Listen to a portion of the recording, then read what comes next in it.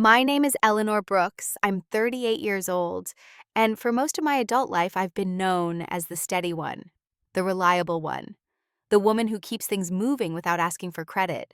At work, I manage operations, systems, people, problems that need solving quietly and efficiently. At home, I used to play a similar role. If something broke, I fixed it. If something was missing, I filled the gap. If someone was uncomfortable, I adjusted myself. People often assume that women like me don't change, that we're built to endure, that our calm means compliance and our silence means we don't notice what's happening around us. I've been described as low maintenance, easygoing, even lucky for having a stable life. What they didn't see was how much of that stability was held together by my restraint, by what I chose not to say, not to demand, not to disrupt. This story isn't about rage, it isn't about revenge, and it's definitely not about winning or losing a divorce in the way people like to frame those things. It's about awareness, about what happens when you finally understand the role you've been assigned and decide calmly to step out of it. When my marriage ended, many people assumed it would break me. Divorce has a way of carrying that expectation, especially for women who've built their lives around being dependable.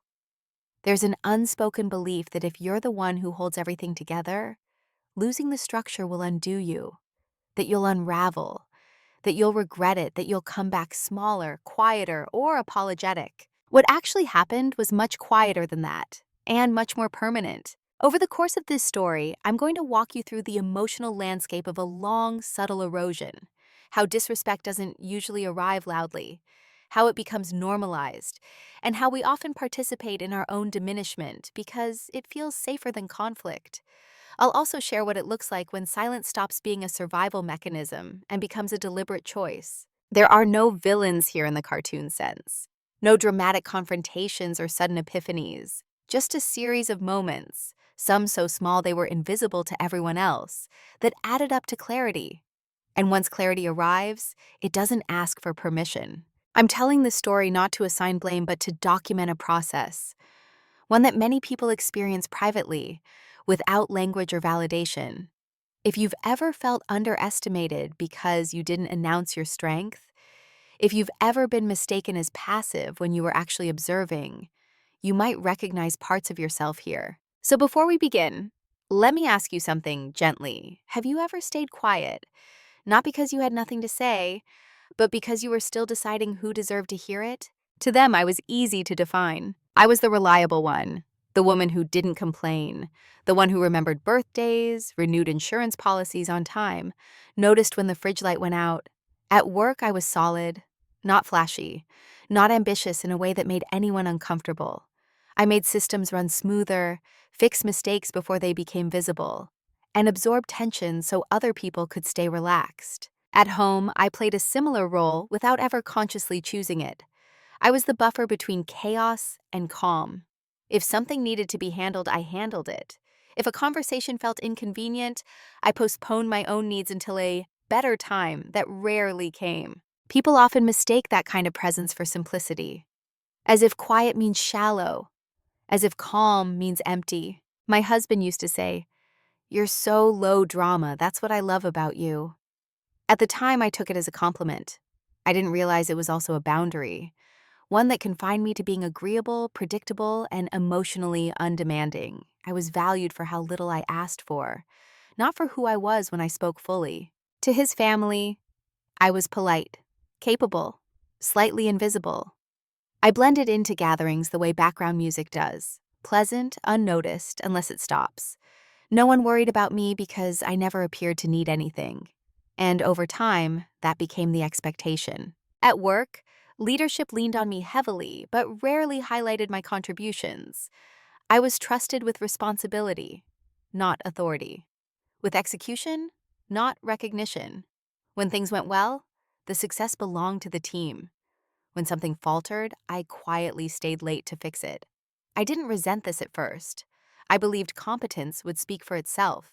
It didn't. What's difficult to explain is that invisibility doesn't arrive all at once.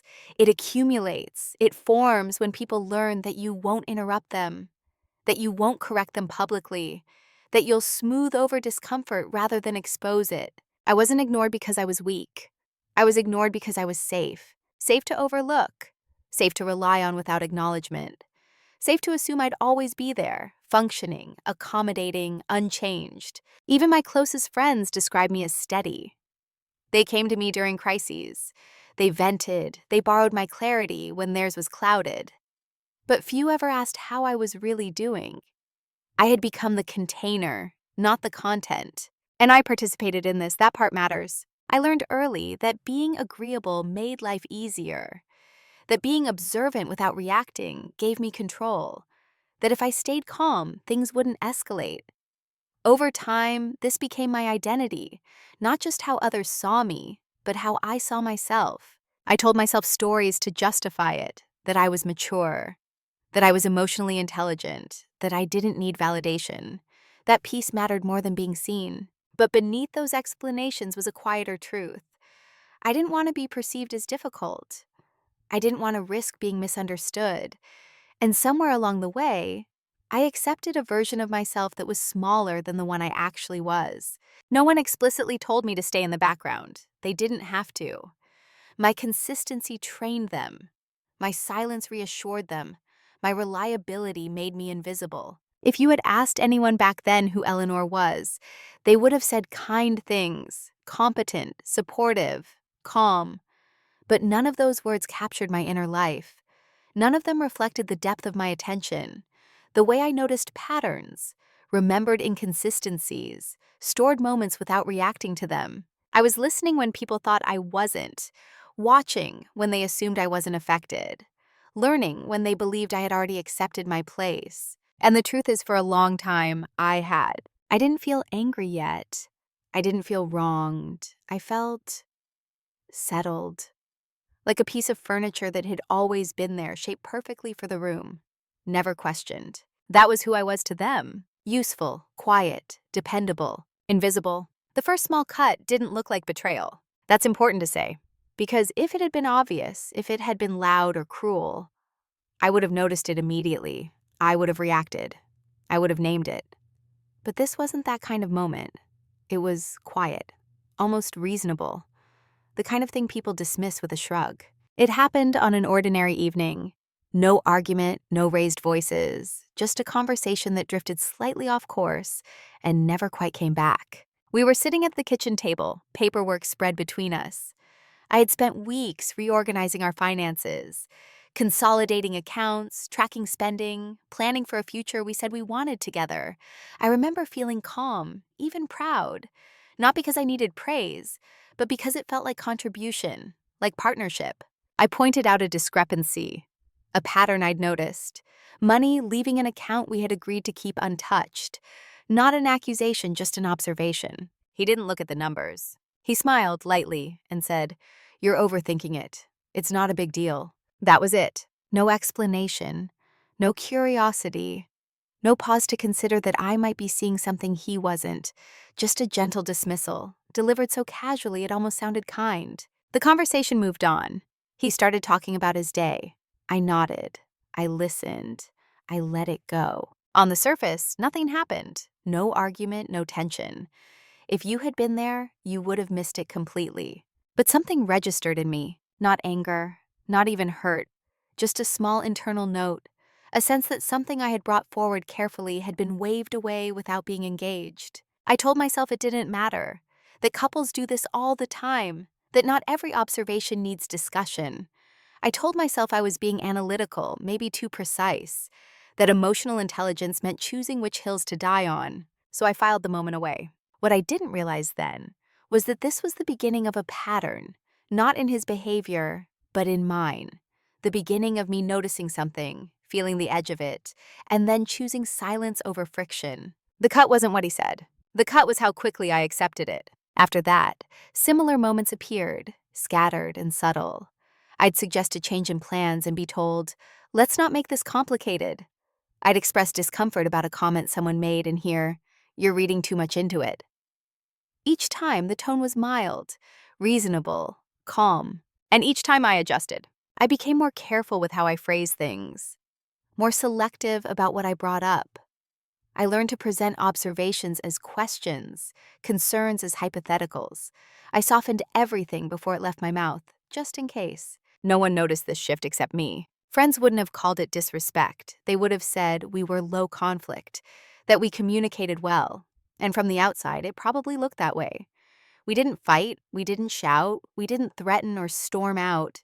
But conflict avoidance can look like harmony when you don't know who's doing the avoiding. What stayed with me from that first moment wasn't the content of what was dismissed.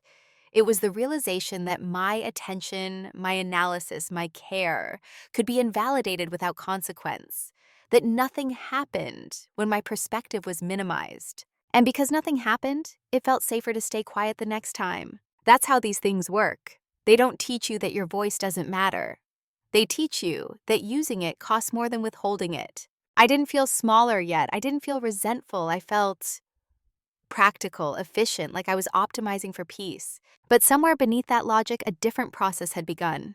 I started remembering, not in a dramatic way, not keeping score, just noticing where the conversation stopped being mutual and started being directional, where decisions subtly tilted away from discussion and toward assumption. Everyone else forgot those moments almost immediately. I didn't.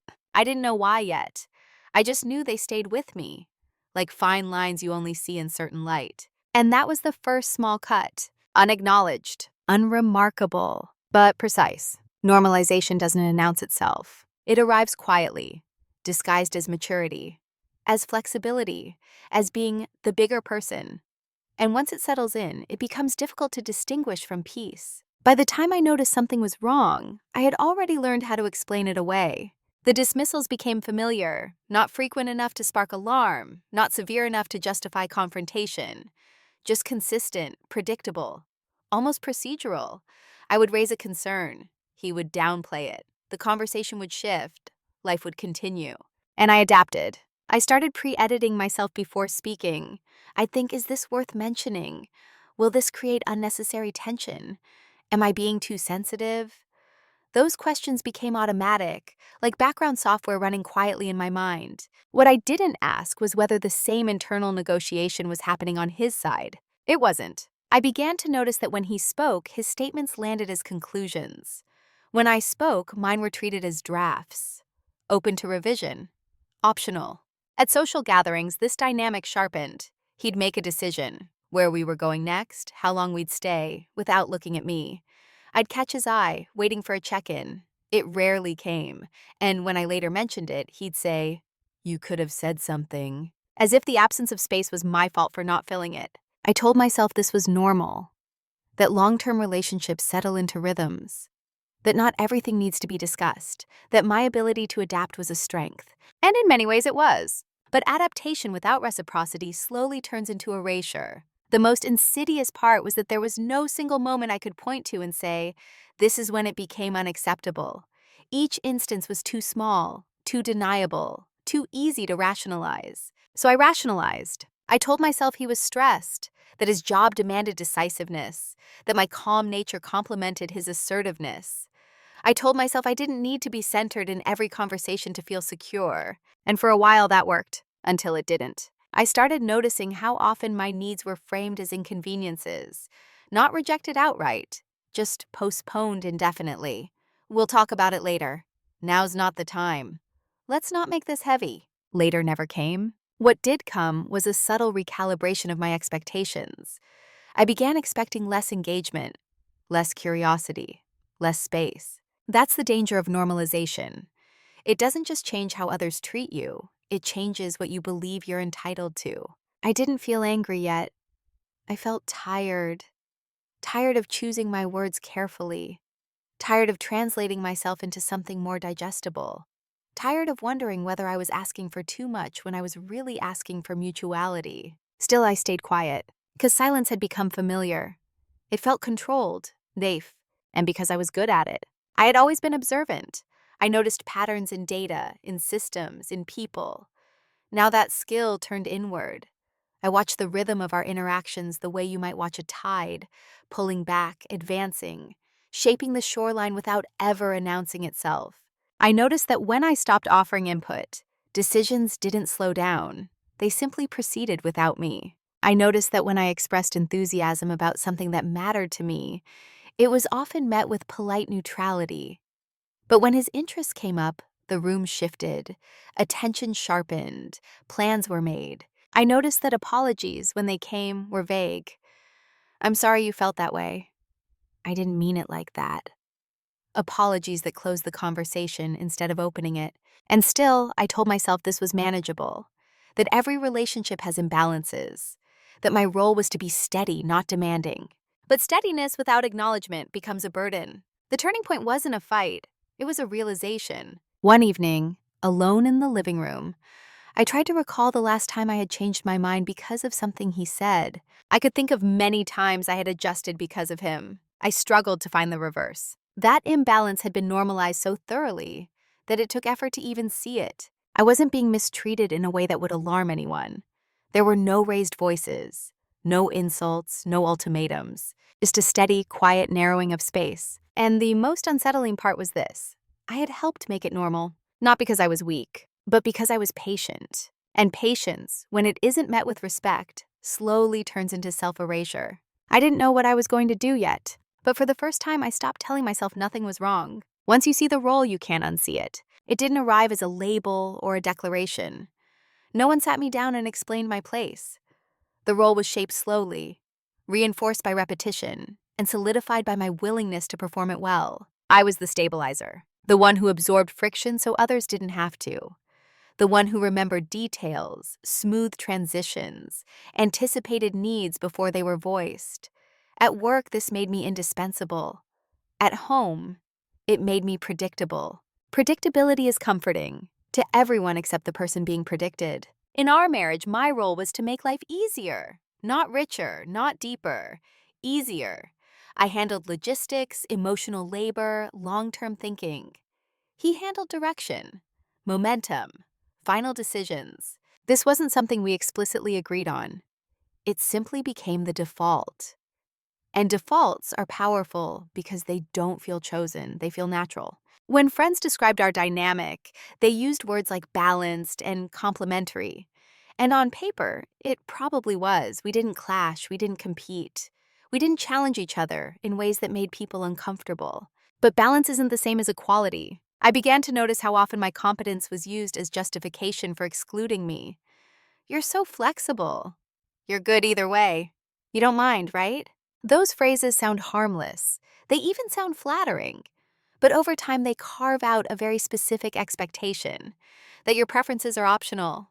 I became the person whose consent was assumed, not sought. What made it more complex was that I was capable. I could handle things. I did adapt easily. So when I felt uneasy, I questioned myself instead of the structure. I told myself I was being ungrateful, that many people would appreciate this level of trust and reliance. But trust without voice is just utility. The role extended beyond my marriage. At family gatherings, I was the one helping in the kitchen, while conversations happened elsewhere. At work, I was the one mentoring others, while my own advancement stalled quietly. No one pushed me into these spaces. I stepped into them because I was good at them, because they needed filling, because someone had to do it. And once you do something well and without complaint, people stop imagining alternatives. The realization came not as anger, but as clarity. I saw that I had been cast as the reliable background presence, the person who ensures outcomes without shaping them, the support beam, not the architect. And the most unsettling part was that I had internalized this role as virtue. I believed that not needing recognition made me evolved, that not insisting on space made me emotionally intelligent, that accommodating others was a form of strength.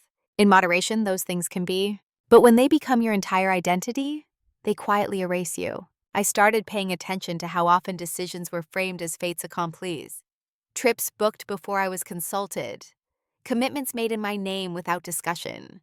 Plans that assumed my availability as a given.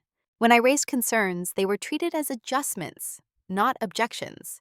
Something to be worked around, not worked through. And I noticed how often the phrase, "you're so good at handling things," was used to justify giving me more to handle. That's when it clicked. My role wasn't just to support, it was to not disrupt, to keep things running smoothly, to be the calm in the background, to absorb disappointment quietly so others could move forward unburdened. And because I performed this role with grace, no one questioned it, including me, until I did.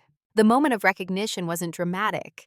It was sobering, like realizing you've been standing in the same place for years while everyone else has been moving. I didn't feel the urge to confront, or explain, or demand to change. I felt something more decisive. Detachment. Not emotional withdrawal, but observational distance. The kind that allows you to see a system clearly instead of reacting from within it.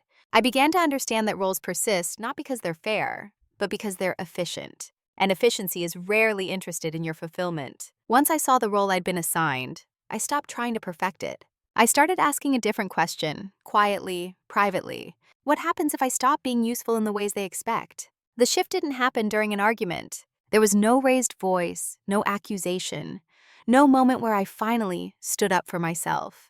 In fact, if anyone had been watching closely, they might have assumed nothing happened at all. But something fundamental changed that day. It was a weekday afternoon. I was working from home, the kind of day that blends into itself. Emails, spreadsheets, quiet focus. Outside, it was raining lightly, the steady kind that doesn't demand attention. I remember this because the rhythm of it matched my own internal state. Contained, unremarkable, controlled. My husband came home earlier than expected. He was frustrated. Something at work hadn't gone his way. He spoke while moving through the room, not really addressing me so much as unloading into the space. I listened. I always did. At some point, he mentioned a decision he'd made, one that affected both of us. A financial commitment. Not catastrophic, but significant.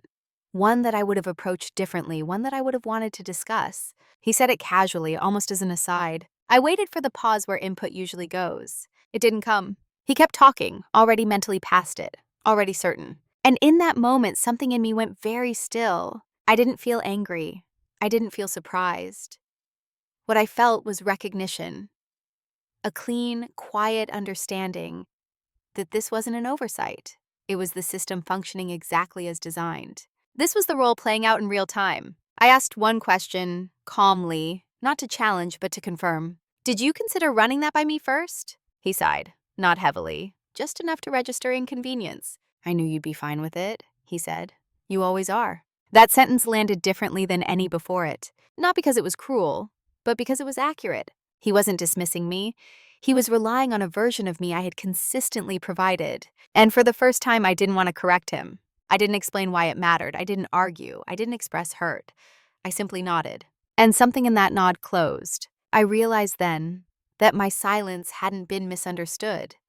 It had been interpreted correctly, as consent, as flexibility, as agreement. And by continuing to perform it, I was actively maintaining a system that no longer aligned with who I was becoming.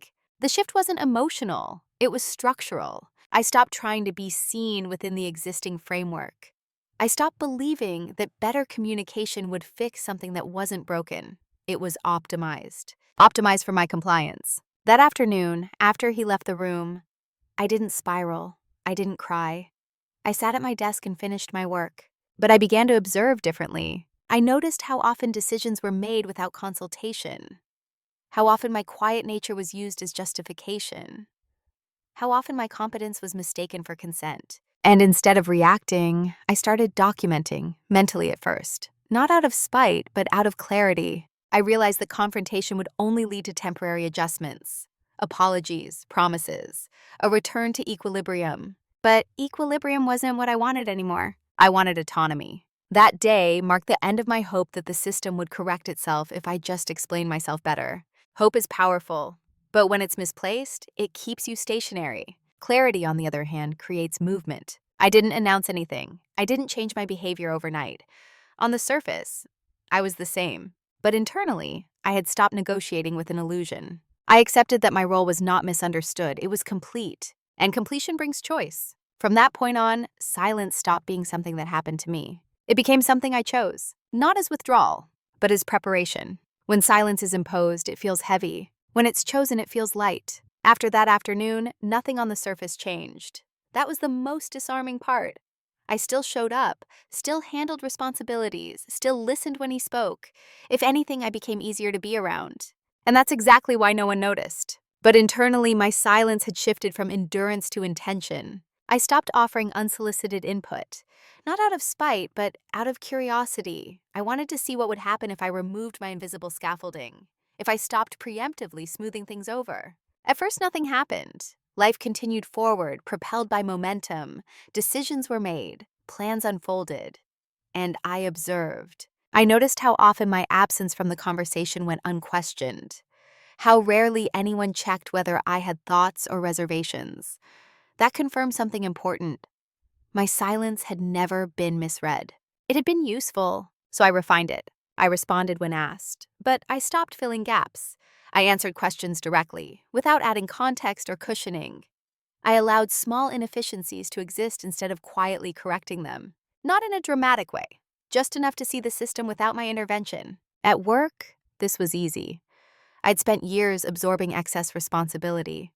When I stopped doing that, others felt mild discomfort, but not enough to change their assumptions. They simply adjusted around it. At home, the effect was subtler. He began to speak more, to explain himself without prompting, to assume I was following along even when I hadn't been included in the decision-making. He mistook my quiet for agreement, and I let him. That's important. I didn't correct the misunderstanding. I didn't say, actually, I don't agree, because at that stage, agreement wasn't the point. Clarity was. I wanted to know exactly how much of our dynamic relied on my active participation and how much persisted without it. Silence, when chosen deliberately, is diagnostic. It reveals what fills the space when you step back. What filled the space was assumption. Assumption that I would adapt, that I would manage the consequences, that I would remain steady, even if unsettled. And because I didn't challenge those assumptions immediately, they solidified.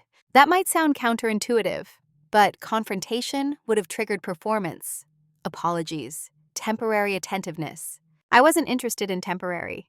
I was interested in truth. So I listened, I watched. I noticed patterns intensify when unresisted. And in doing so, I learned more in weeks than I had in years of trying to communicate better. I learned that my voice wasn't missing. It was unnecessary to the system as it stood. And systems that don't require your voice don't deserve your labor. This wasn't about punishment or manipulation. It was about understanding the structure I was living inside. Silence gave me that understanding. It also gave me space. Mental space I hadn't had in a long time. Space to imagine outcomes without immediately weighing how they would affect others. Space to consider my own thresholds, not just my adaptability. I didn't announce any of this. I didn't journal dramatically. I didn't rehearse speeches in my head.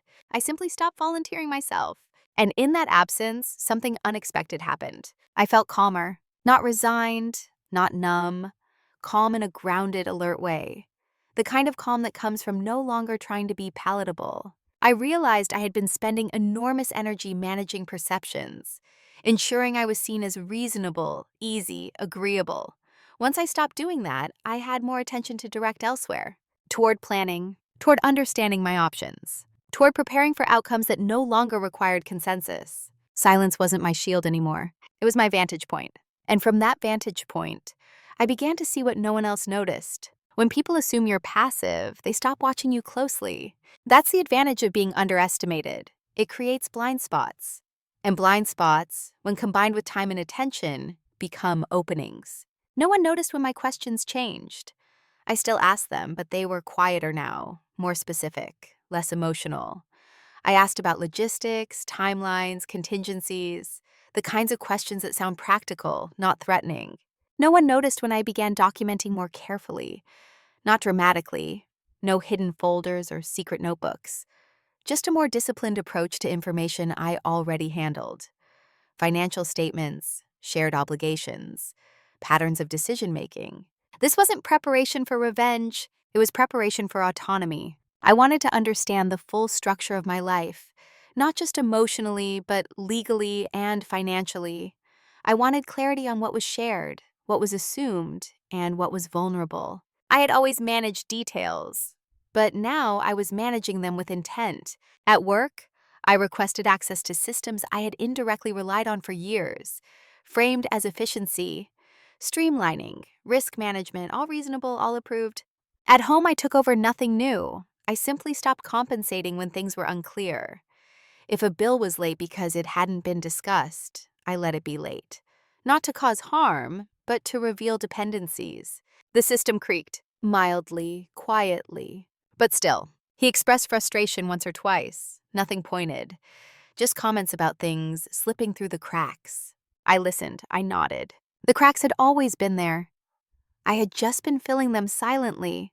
What they never noticed was how quickly I learned when I wasn't busy cushioning outcomes. How much mental bandwidth I regained. I read more. Not self-help, not relationship advice.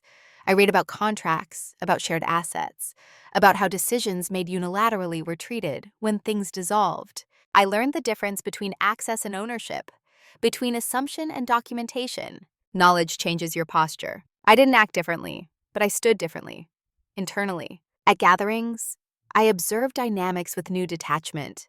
I noticed who spoke freely, who was interrupted, whose opinions were treated as default.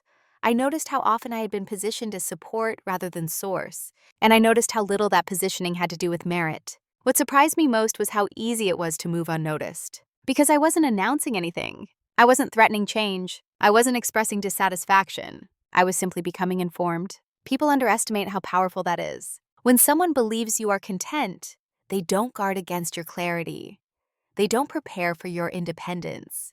They assume continuity. I allowed them that assumption. At night, I didn't rehearse confrontations. I didn't fantasize about dramatic exits. I ran scenarios calmly. If this continued, what would my options be? If it ended, what would I need in place? These weren't emotional questions. They were structural. And structure was something I understood deeply. I also began to notice something else, something more personal. The emotional weight I had been carrying wasn't grief. It was friction, the constant micro-adjustments, the effort of translating myself into something manageable. As that effort decreased, I felt lighter. Not happier exactly, clearer. Clarity is often mistaken for coldness by those who benefit from your confusion. But I wasn't cold. I was precise. No one noticed when I stopped seeking reassurance, when I stopped asking whether things were okay, when I stopped apologizing for my tone, my timing, my presence. No one noticed because I didn't replace those behaviors with confrontation. I replaced them with alignment, and alignment is quiet. The truth is, I had always been capable of this. I had always been observant, methodical, disciplined. The only difference now was that I was applying those skills to myself, to my future, to the version of my life that didn't require me to disappear for others to be comfortable. They never noticed the preparation. They never noticed the recalibration. They never noticed that while they assumed stability, I was quietly positioning myself for something else entirely. Not escape, choice. And once you have choice, everything changes, even if nothing has been said yet. The reveal didn't come with adrenaline. There was no surge of triumph, no moment where I felt clever or vindicated. What I felt instead was stillness, the kind that settles in when a question you've been circling finally answers itself. It happened on a quiet Sunday morning. I was alone, the house unusually silent. I had spread documents across the dining table, not in a panic, not even with urgency, just methodically. I wasn't looking for something specific. I was verifying. Over the previous weeks, I had been reviewing our financial structure more carefully than ever before. Not just balances, but authority. Not just accounts, but patterns of decision-making. Who initiated? Who approved? Who assumed? That's when I saw it. Not a secret. Not a betrayal in the dramatic sense, but a structural imbalance that had been hiding in plain sight. Several major financial decisions had been made unilaterally, not illegally, not deceptively, but without the mutual consent we had both verbally agreed to over the years. Commitments that tied me to obligations I hadn't approved. Obligations that would matter deeply if things ever unraveled. I sat with that realization longer than I expected. Because what I discovered wasn't leverage in the manipulative sense. It was clarity about responsibility. If things ended, I would not be starting from nothing. I was not as exposed as I had assumed.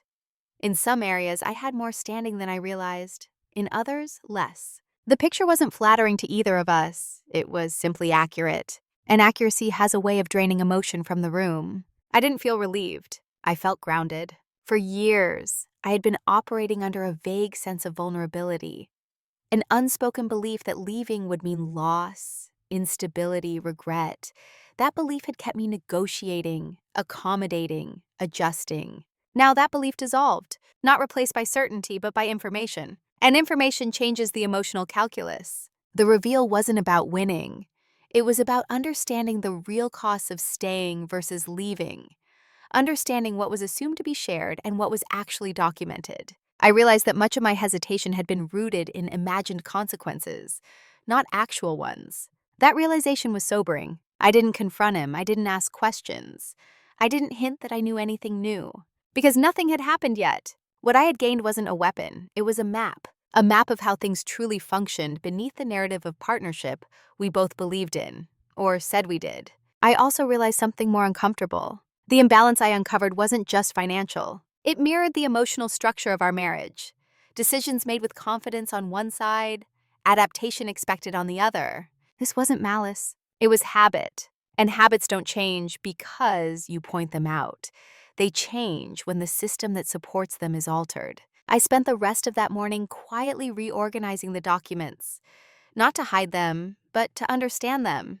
I made notes, not emotional ones, practical ones. If this ended, these would matter. If it didn't, they still would. Because clarity doesn't expire. The most striking part was how little drama accompanied the realization. No shaking hands, no racing heart, just a deep, settling certainty. I finally knew where I stood. And once you know that, pretending becomes impossible. I looked around the house that afternoon, the shared space, the life we had built, and for the first time, I didn't feel anchored to it by fear or obligation. I felt capable of choosing. That's what the private reveal gave me. Not power over him, power over myself. And that kind of power doesn't announce itself. It waits, because the next step isn't about discovery. It's about decision. People imagine decision points as dramatic crossroads. They picture sleepless nights, emotional ultimatums, moments where everything hangs in the balance. But the most consequential decisions often arrive quietly, after the noise has already settled. By the time I reached mine, the emotional chaos people expect had already passed. What remained was assessment. I didn't ask myself, do I still love him? That question felt too vague, too sentimental to be useful. Love, I had learned, can coexist with imbalance for a very long time. Instead, I asked more precise questions. Does this structure allow me to be fully present without shrinking? Does it require my silence to function? Does it recognize my agency or merely rely on my adaptability? I considered the options carefully. I could stay and renegotiate, ask for counseling, demand structural change. Many people would have called that the mature path, and it might have led to temporary improvement. But temporary wasn't enough, because the issue wasn't misunderstanding, it was alignment. Another option was to leave abruptly, to confront, declare, disrupt. That path carried its own clarity, but also unnecessary damage. It would have turned the process into a spectacle, centered on emotion rather than truth. I didn't want a spectacle. I wanted a clean exit. The irreversible choice wasn't divorce itself. It was the decision to stop trying to be understood within a system that benefited from misunderstanding me. That decision came one evening as I watched him talk. Animated, confident, certain of his footing. He wasn't cruel. He wasn't malicious. He was simply comfortable. Comfort built on my flexibility. And I realized something with startling calm. If I stayed, I would eventually become someone I didn't respect. Not because he demanded it, but because the structure rewarded my disappearance. Leaving wasn't about punishment. It was about preservation. So I made the decision quietly. Not to announce anything yet, not to confront, just to commit internally to an outcome that didn't require his agreement. Once that commitment was made, everything else felt procedural. I didn't feel fear. I felt resolve. Resolve doesn't rush. It doesn't explain itself. It doesn't seek validation. It moves. I began to align my actions with that decision. Subtly, legally, ethically. No secrecy beyond what was necessary. No deception. Just preparation. The most difficult part wasn't logistical. It was releasing the hope that he might one day see me fully without being prompted. Hope can be generous, but it can also be a tether. Cutting that tether hurt briefly. Then it freed me. I stopped imagining conversations where I'd finally articulate everything perfectly, and he'd suddenly understand. I stopped rehearsing explanations. Understanding wasn't required for my next step. Acceptance was. Acceptance that this was as good as it was going to get. And that good enough wasn't good enough for the rest of my life. Once I accepted that, the path forward narrowed. Not because I had fewer choices, but because I no longer needed to entertain all of them. The irreversible decision wasn't loud, it was settled. From that point on, I was no longer weighing possibilities. I was executing a plan, quietly, carefully, with respect for both of us. Because ending something doesn't require cruelty, it requires clarity. And clarity had already arrived. Once the decision was made, I moved differently. Not faster, not dramatically, just with direction. People often think silence before separation means avoidance or fear. In my case, it meant precision. Every step I took was grounded in information I already had, not emotion I was trying to escape. I didn't change my demeanor. That was important. There was no sudden distance, no coldness that would trigger suspicion or defensive behavior. Consistency creates cover. I consulted a lawyer quietly, not to initiate anything yet, just to understand process, timelines, and obligations. I asked practical questions. I listened more than I spoke. Information removes urgency. I organized my finances carefully. Again, nothing deceptive. I separated what was mine legally, clarified what was shared, ensured access to everything I was entitled to. I documented, not to accuse, but to be prepared. At work, I subtly reinforced my independence. I accepted a project that expanded my authority. I made sure my contributions were visible in ways they hadn't been before, not boastful, just documented.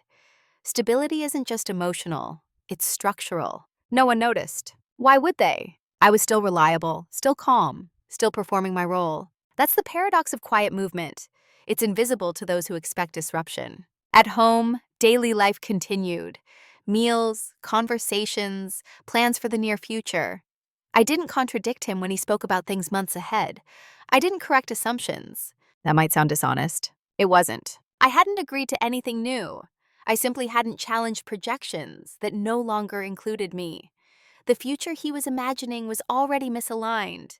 Pointing that out prematurely would only create noise. Noise wasn't useful. I paid attention to timing, to legal considerations, to moments that would make transitions smoother rather than sharper. I also paid attention to myself. There was grief, but it was clean, unmixed with confusion. Grief for the version of us that might have existed if circumstances were different, if roles had been more fluid, if my silence hadn't been so useful. But grief doesn't mean doubt. It means acknowledgement. I slept better during that period than I had in years. That surprised me. The internal negotiation had stopped. I wasn't constantly adjusting myself. My body registered the difference before my mind fully articulated it. I didn't seek reassurance from friends. I didn't announce my plans. This wasn't secrecy. It was containment. Not everything needs an audience. I waited for the right moment, not emotionally, but logistically. When paperwork was ready, when financial clarity was secured, when I could step forward without scrambling. Moving in silence isn't about hiding. It's about not wasting energy on explanations before they're necessary. I also understood something crucial during this time. Once you decide to leave, the relationship doesn't end immediately. It ends gradually as you withdraw your internal labor. I stopped managing his emotions, stopped anticipating reactions, stopped cushioning truths. I remained kind, but I was no longer invested in outcomes. That shift was subtle, but irreversible. And because I didn't announce it, no one tried to stop it. Silence gave me time. Time to align my actions with my values. Time to leave without chaos. Time to ensure that when the consequences began, they would unfold cleanly, without ambiguity. The world didn't change, but I had, and soon that difference would become impossible to ignore. Consequences don't always arrive with impact. Sometimes they arrive as absence. The first sign wasn't an argument or a confrontation. It was confusion. Small, disoriented moments where expectations met silence and didn't know what to do with it. He began to notice things weren't happening the way they used to. Not dramatically, just inconsistently. A bill wasn't handled automatically. A plan stalled because no one followed up. A minor crisis lingered longer than expected. Nothing catastrophic, just unfamiliar. At first he was irritated. He made comments about things slipping, about how life felt slightly more complicated lately. He assumed it was temporary. Stress, workload, distraction. He didn't assume it was me. That was the pattern asserting itself. When systems rely on invisible labor, they don't immediately recognize its absence. They assume malfunction, not withdrawal. He asked a few questions, casual ones. Did you see this? Have you had time to deal with that? I answered honestly. I haven't looked at it yet. I didn't take that on. No defensiveness, no explanation. Just facts. Those responses unsettled him more than anger would have. Anger invites engagement. Facts close the loop. At work, something similar happened. My manager asked why a recurring issue hadn't been preempted the way it usually was. I explained calmly that it hadn't been within my defined responsibilities. There was a pause. They adjusted. That was the difference. Systems can adapt when responsibility is made visible. At home, the adaptation was slower. He began filling the gaps himself, not eagerly, not well, but he tried. And in doing so, he started to feel the weight I had been carrying quietly for years. That weight didn't crush him, but it surprised him. He mentioned being tired more often, overwhelmed. He asked, half joking, how I always managed to stay on top of things. I didn't answer that question, because the answer wasn't useful anymore. The consequences weren't punitive, they were educational. He began to feel the friction I had absorbed, the decisions that now required follow-through, the emotional management that no longer happened automatically. And because I didn't frame this as a grievance, he couldn't argue with it. There was nothing to defend against, just reality. The atmosphere shifted, not into hostility, but into uncertainty. He sensed change, but couldn't locate its source. That's deeply unsettling for people accustomed to stability they don't maintain themselves. He asked once, carefully, "Is something wrong?" I considered my response. "No," I said, and it was true. Nothing was wrong. Something was ending. He didn't know how to respond to that, because endings, when they don't come with conflict, offer no foothold for repair. He began offering help more frequently, suggestions, small gestures. They came from confusion, not understanding. And confusion isn't enough to rebuild a structure. I watched this with detachment, not cruelty. I felt no satisfaction, just confirmation. The consequences of invisibility aren't explosive. They're disorienting. When the person who quietly maintained equilibrium steps back, the system doesn't collapse. It wobbles. And wobble creates awareness. He was becoming aware of his dependence without understanding its depth, of the imbalance without language for it. By the time he sensed that something fundamental had shifted, it was already too late to negotiate from the old terms. Because I wasn't negotiating anymore. I wasn't withdrawing to be noticed. I was withdrawing because I had already decided. And the consequences had begun, not as punishment, but as exposure. Exposure of what had always been there. Just unseen. Panic doesn't always look like panic. Sometimes it looks like sudden attentiveness, like questions asked too late, like effort that arrives after the structure has already shifted. By the time he realized something was truly wrong, the imbalance was no longer invisible. He began checking in more often, asking my opinion, noticing my absence in decisions that used to move forward automatically. There was a new carefulness in his tone, as if he were testing the ground beneath us. "Did I miss something?" he asked one. I looked at him and saw genuine confusion, not guilt, not defensiveness, confusion. And that was the moment I knew it couldn't be fixed. Because repair requires shared awareness, not just discomfort, but understanding. What he was feeling wasn't recognition of my experience. It was anxiety about instability, about losing something that had made his life easier. The attention he offered now wasn't curiosity about me. It was fear of disruption. He started doing things I had once quietly hoped for, asking before deciding, offering help without being prompted, even suggesting we talk more. If this had happened years earlier, it might have mattered. But timing is everything. What people don't realize is that when someone goes quiet for a long time, they don't do it out of indifference. They do it out of patience. And patience has a limit.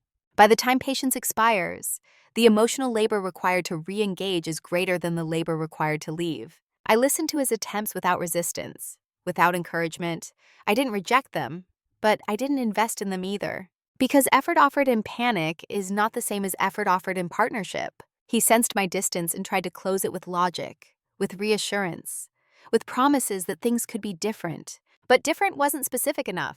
And specificity, at that stage, would have required him to see the full pattern, not just its consequences. He couldn't, not because he was incapable, but because the system had worked for him. People rarely interrogate structures that reward them. I didn't argue. I didn't present a list of grievances. I didn't recount years of moments he had forgotten. That kind of accounting would have been performative, exhausting, and unnecessary. I knew something he didn't. That once you stop needing someone to understand you, you're already gone. The urgency in his voice grew. The gestures became more frequent. He suggested counseling, adjustments, new routines. All of it came from a place of wanting to preserve what we had. I no longer wanted that. Not because it was terrible, but because it required me to return to a role I had outgrown. Fixing it would have meant stepping back into the stabilizer position, explaining, translating, managing emotions, guiding him through my interior world. I wasn't willing to do that anymore. Not out of bitterness, out of self-respect. There's a moment in every ending where one person realizes change is necessary, and the other realizes it's inevitable. We were standing on opposite sides of that moment. He wanted to restore balance. I wanted to redefine it. Those are not compatible goals. The tragedy wasn't that he tried too late. It was that he didn't know he had been late for a long time. And I didn't blame him for that. I blamed the structure, and I refused to keep living inside it. So when he asked carefully if we could work on things, I didn't say no immediately. I paused, and in that pause I felt nothing pull me back. No fear, no guilt, no doubt. Just clarity. And clarity doesn't negotiate. By the time he understood that something irreversible had occurred, there was nothing left to fix. Not because I was unwilling, but because I was already free. The conversation happened on a quiet evening. No raised voices, no dramatic buildup. Just the two of us sitting across from each other. The space between us calm and unmistakably final. I didn't rehearse what I was going to say. I didn't need to. By then, everything unnecessary had already fallen away. He started the conversation cautiously. He said he felt distance, that something had changed, that he didn't know when or how, but he could feel it. I listened. When he finished, I spoke carefully, not to protect his feelings, but to remain accurate. I told him I was leaving. Not immediately, not impulsively, but intentionally. I explained that this wasn't a reaction to a single event, that there was no argument he could point to, no moment he could fix. I didn't list grievances. I didn't recount years of small cuts. I didn't bring receipts. That would have turned the conversation into a debate. This wasn't a debate. I told him that over time, I had realized I was living in a role that required me to be smaller than I actually was, that I had adapted so well to that role, that it had become invisible to both of us. I said I didn't blame him, and I meant it. Blame implies intention. What happened between us was structural, not malicious. He asked if there was someone else. There wasn't. He asked if I was unhappy. I paused before answering. I'm clear, I said. That answer unsettled him more than any accusation could have. He tried to understand. He asked questions, not defensive ones, searching ones. He wanted something solid to hold on to. A mistake, a turning point, a chance to respond. There wasn't one. I told him that the absence of conflict wasn't proof of health, that silence can mean many things, that in my case it had become a signal of departure. He said he wished I had said something sooner. I told him I had, just not loudly. That wasn't meant as a rebuke, just a statement of fact. The hardest part of the conversation wasn't his reaction. It was resisting the urge to soften my clarity. Years of habit told me to manage his discomfort, to reassure him, to make this easier. I didn't. I stayed kind, but I stayed firm. I told him I wasn't asking for permission. I wasn't trying to convince him. I was informing him of a decision already made. There was a long silence after that. Not hostile, just heavy. He nodded eventually, slowly, as if accepting something he didn't fully understand. And that was okay. Understanding wasn't required for closure. The conversation ended without resolution in the traditional sense. No agreement, no shared narrative, just an acknowledgement that something was ending. I didn't feel relief when it was over. I felt alignment. For the first time in years, my words matched my internal reality, and that mattered more than being agreed with. As I stood up to leave the room, I realized something quietly profound. I hadn't raised my voice. I hadn't justified myself. I hadn't collapsed into guilt or anger. I had simply spoken from a place where I no longer needed anything in return. That is what confrontation looks like when it isn't fueled by heat. It doesn't burn. It clarifies. After everything's settled, after the logistics, the conversations, the quiet unraveling of a shared life, I expected to feel something dramatic. Relief, grief, triumph, loss. What I felt instead was steadiness, not the performative steadiness I had lived in for years, the kind that requires constant adjustment and self-editing. This was different. This steadiness came from congruence, from no longer splitting myself into what I felt and what I was allowed to express. Who I am now isn't louder. I didn't become sharper, colder, or more confrontational. I didn't reinvent myself. I simply stopped disappearing. I still value calm. I still listen carefully. I still move through the world with intention rather than force. But now those traits belong to me. They aren't tools for making myself easier for others to manage. My silence, when I choose it, is no longer mistaken for compliance. And when it is, I correct that misunderstanding early, gently, without apology. I learned that being reasonable does not require being invisible, that adaptability is not a moral obligation. That peace built on self-erasure is not peace, it's delay. My life now is quieter in a different way. Fewer negotiations, fewer internal debates about whether something is worth bringing up. I trust myself to notice when something matters, and I trust myself to act on it. I don't wait until clarity turns into exhaustion. I speak earlier, not to demand, to define. Work changed too, not overnight, but steadily. When I stopped absorbing responsibility without authority, others adjusted. Some relationships recalibrated, a few faded. That was informative. I don't chase being indispensable anymore. I aim to be respected. And I've learned the difference. Respect doesn't require performance. It requires boundaries. Emotionally, I feel more present. Not guarded, but grounded. I don't over-explain my choices. I don't volunteer justification to make others comfortable with my autonomy. If someone misunderstands me now, I let them. Not because I don't care, but because I know that being understood by everyone is not the same as being aligned with yourself. I think often about the woman I was before, not with regret, but with compassion. She did the best she could with the tools she had. She believed patience was endless. She believed being easy was a virtue. She wasn't wrong. She was just incomplete. What I gained through all of this wasn't dominance over anyone else. It was sovereignty. The ability to inhabit my own life without negotiating my worth. I don't tell this story as a warning or a blueprint. There is no single right way to leave. No universal timeline for clarity. But I do know this. Quiet people are often mistaken as static. We are not. We are observant, adaptive, capable of immense recalibration when the moment arrives.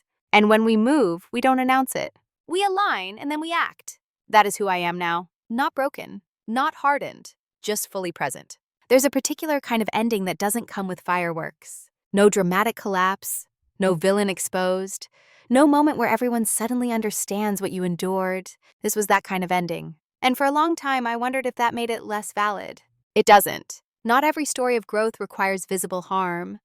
Not every departure needs proof of suffering. Sometimes the most honest reason for leaving is simply that the structure you're living in no longer fits the person you've become. What I learned through all of this is something deceptively simple. Silence is not emptiness. Silence can be observation, preparation, assessment. It can be a space where clarity forms long before words ever appear. People often say, "Why didn't you say something sooner?" But the real question is, why was silence so convenient for everyone else? We live in a world that praises calm, agreeable people, especially women, until that calm stops being useful, until it stops absorbing friction, until it stops smoothing over discomfort. Then suddenly our silence is framed as withdrawal, as coldness, as betrayal. But sometimes silence is just honesty that hasn't been verbalized yet. The moral of this story isn't leave sooner or never compromise. Compromise is part of intimacy. Patience is part of maturity. The danger lies in confusing patience with self-erasure. When you consistently make yourself smaller to preserve harmony, you don't prevent conflict. You postpone it.